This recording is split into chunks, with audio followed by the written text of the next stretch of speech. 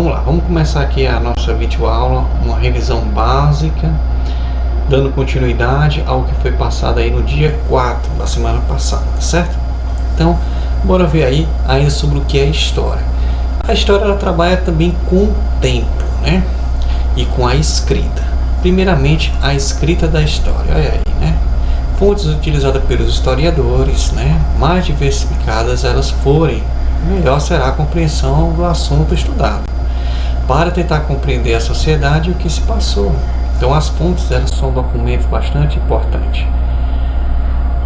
Temas de seu interesse, né? Vamos ver aqui.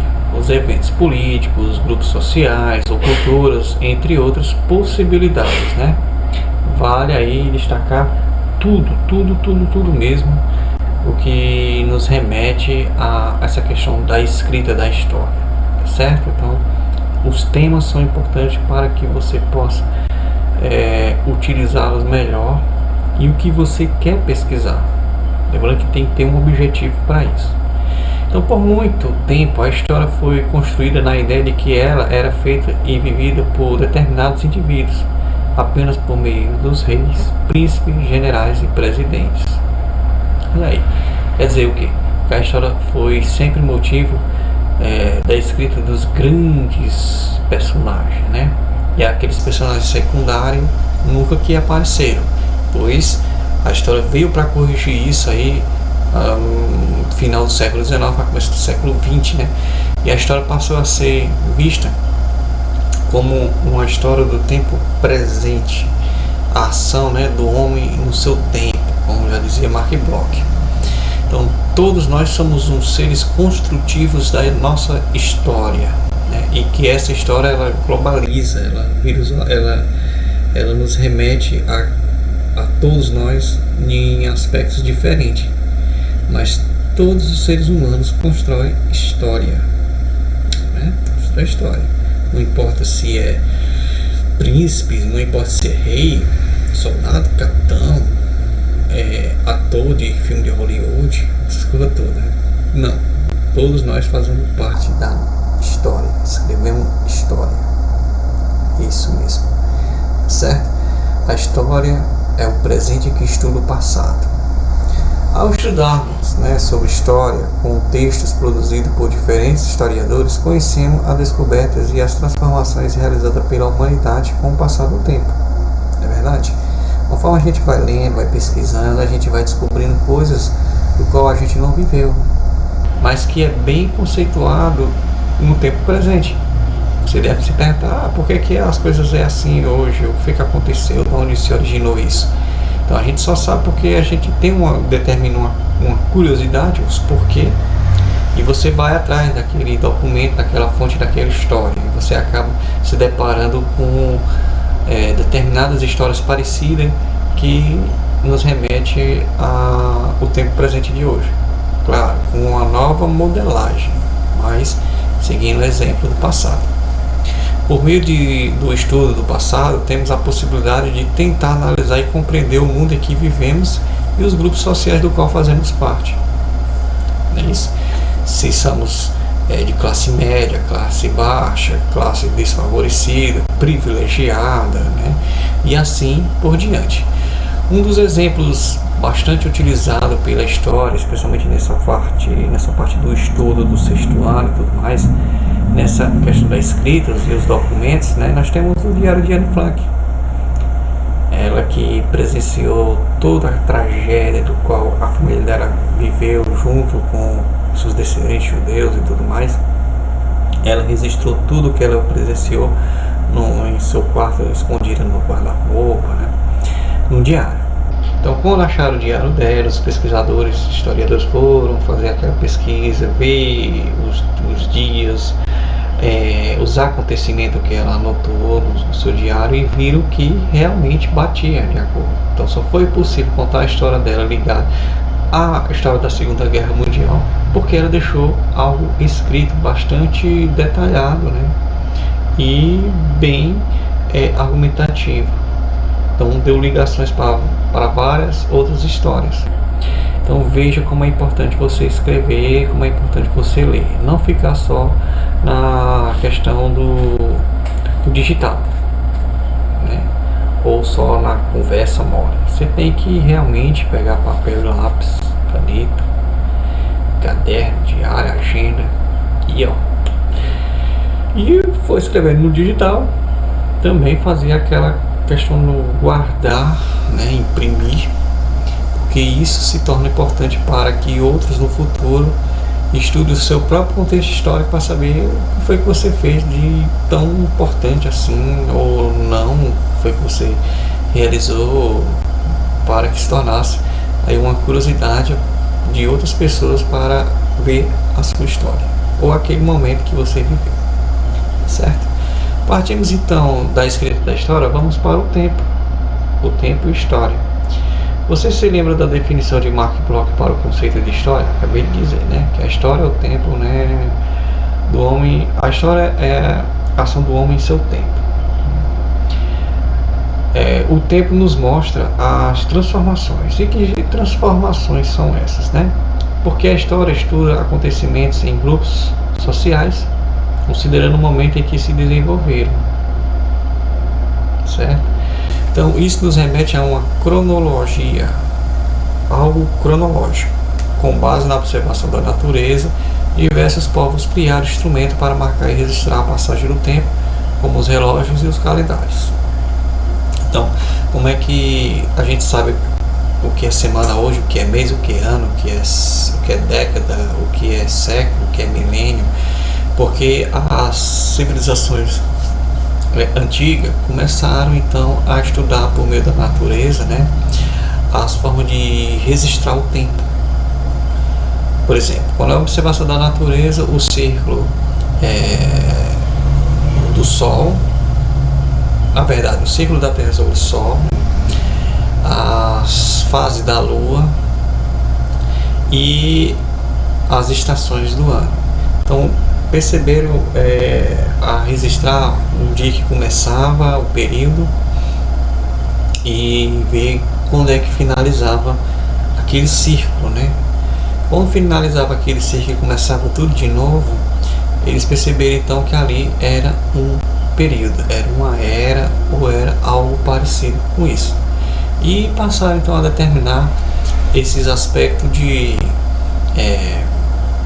tempo, de semanas, meses, anos. Passaram então a observar dessa forma e a construir o que a gente vai entender mais à frente como os calendários, certo? E a questão do tempo cronológico com a questão da moda é também algo importante, porque com o passar do tempo as coisas vão se transformando. Veja o exemplo aqui da princesa Isabel, né? A princesa do Brasil. Aqui é ela grande, Dom Pedro II, mas aqui é uma foto dela pequena. Então você vê aqui na foto dela pequena os trajes de roupa, né, para a roupa dela grande. E se a gente comparar a roupa dela com os tempos atuais, você vai ver que há uma diferença muito grande no estilo de roupa, né? Não só no estilo de roupa, mas até mesmo no pentear, ou da forma de se utilizar a maquiagem, do comportamento das crianças também hoje. Então a moda, ela é algo importante para estudo, porque a gente vê as transformações que se passaram ao longo do tempo, certo? Vejamos então a questão do calendário e o relógio na história.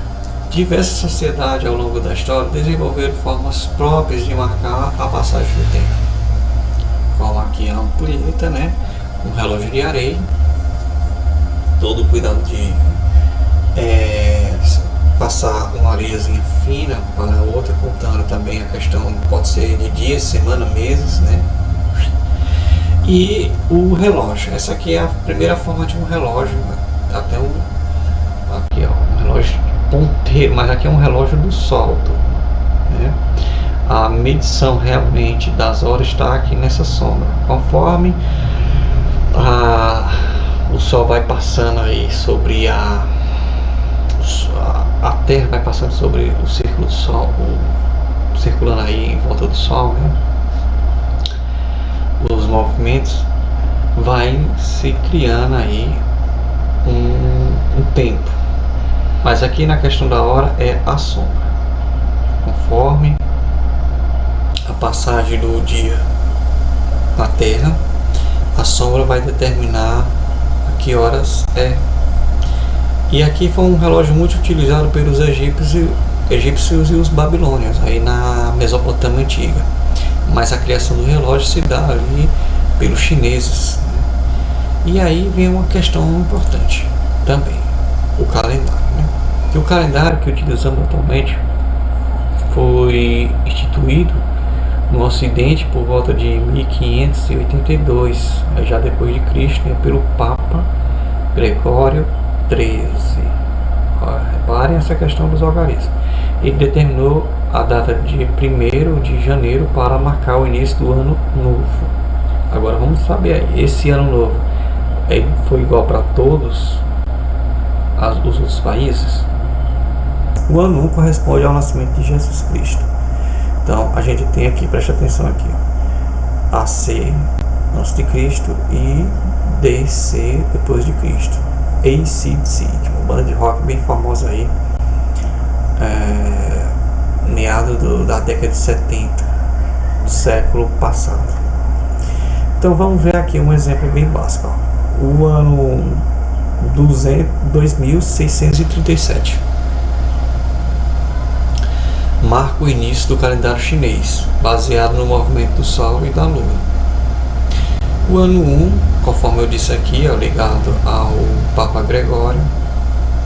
O ano 1 é o nascimento de Cristo, que dá início ao calendário cristão e é referência para a maioria das sociedades ocidentais. No ano 1 também, a 622, a gente vai encontrar Maomé fugindo para a cidade de Meca para Medina, fugindo da cidade de Meca para Medina, um episódio conhecido como Égira. Esse evento marcou o início do calendário islâmico. E aqui nós temos um outro tipo de calendário muito utilizado por uma civilização que já foi extinta da América do Norte para a América Central, os maias. Hoje temos os novos maias, descendentes desses antigos maias. Aqui, conforme vocês veem, acha que aqui é pequeno, mas esse calendário aqui ele mede cerca de 3 metros de altura. O calendário maia ele é dividido em dois. No calendário maia, no ano tinha o que era 260 dias, dividido em 13 meses de 20 dias cada um. O segundo calendário, por sua vez, tinha 365 dias com 18 meses de 20 cada um e mais um mês de 5 dias destinado às atividades religiosas. Então tinha um que era para o convívio da sociedade, para o plantio, e tinha outro para a atividade de suas crenças religiosas. Então aqui faz com que a gente perceba que nem todos os calendários são iguais. Professor, mas isso ainda está hoje em dia? Sim, não da forma como foi empregado aqui no passado, nem todas as civilizações ainda hoje utilizam o mesmo calendário, tá bom? Então vamos ver aqui essa questão voltada aos séculos e a transformação dos algarismos. Vamos pegar só essa primeira questão aqui, para vocês não ficarem aí embaraçados, sabendo converter isso aí. Bom, mas aqui segue uma regra. Os romanos não utilizavam zero. Os fenícios, os maias, foram as primeiras civilizações realmente a utilizar o zero. A regra é básica. Do ano 1 ao ano 100, nos remete então todo o século 1. Do 101 ao ano 200 nos remete ao século 2. 301 a 400, século 3, e assim sucessivamente, certo? Agora, como é que eu vou descobrir e somar essas questões aí na matemática junto com a história, Bom, quando vier em algoritmo assim, em números, na verdade, aqui a gente vai dar como ano. Esses anos vamos transformar ele em século. Então 1493 é o que nos remete ao século XV. Mas por que século XV? Ora, Como não terminou em 0 e 0, cortamos os dois últimos e acrescentamos um aqui em cima do 14. Somamos e dá 15. 15 em algarismo romano, x e v. 4 dígitos também, então fica a mesma lógica. Terminamos aqui, ó. Cortamos os dois últimos e acrescentamos um em cima do 18. Então dá 19, x e x. Opa, temos aqui, ó, 525 a.C. Observação, a sinalizaçãozinha aqui, ó, a regrazinha básica, né? O AC. Então aqui segue a mesma lógica, só que temos 3 dígitos. Como não terminou nada em 0, cortamos os dois últimos e acrescentamos um em cima do 5 e dá o século 6. V e I. 4 dígitos de novo. 1945. Aqui vai nos remeter ao século 20. Cortamos os dois últimos e acrescentamos em cima do 19 um xixi. É o x e o x. Opa, terminado em 0, 2000. Bom, como não tem 0 em algarismo romano e aqui terminou tudo zerado, cortamos os dois zeros e prevalece o 20. Então só repete, vai dar o mesmo século desse aqui, ó, século 20. Lembrando, por que aqui não vai ser o século 21? Porque não começou, né, com 2001. Se tivesse aqui já 2001, seria século 21, porque aí cortaremos os dois últimos números e acrescentávamos um em cima do 20. Na soma, 20 mais 1, 21. Então seria x, x e 1. 1793 vai nos remeter ao século 18. Cortamos os dois últimos e acrescentamos um em cima do 17, vai dar 18. Então x, v mais 3i. E assim sucessivamente. Se fosse só com dois números, aqui no caso, seria a mesma proporção, só que diferente. Como é com dois números, não podemos anular aqui, ó. Prevalece os dois números. Então esses dois números estão na casa do século 1 ao 100. Então vamos dizer que aqui fosse só o ano 52. Que século seria? Século 1. E assim também. Lembrando, para as regras que terminam sempre com AC e DC, vocês repetem também. Depois partimos para cá, ó. Mas aqui será uma outra aula, que é transformar os séculos em ano. Beleza? Então, deixarei aí a atividade, os slides para vocês pesquisarem na boa e responderem a atividade. Tá bom? A dúvida aí, vocês me procuram na escola ou pelo WhatsApp. Valeu, forte abraço e até!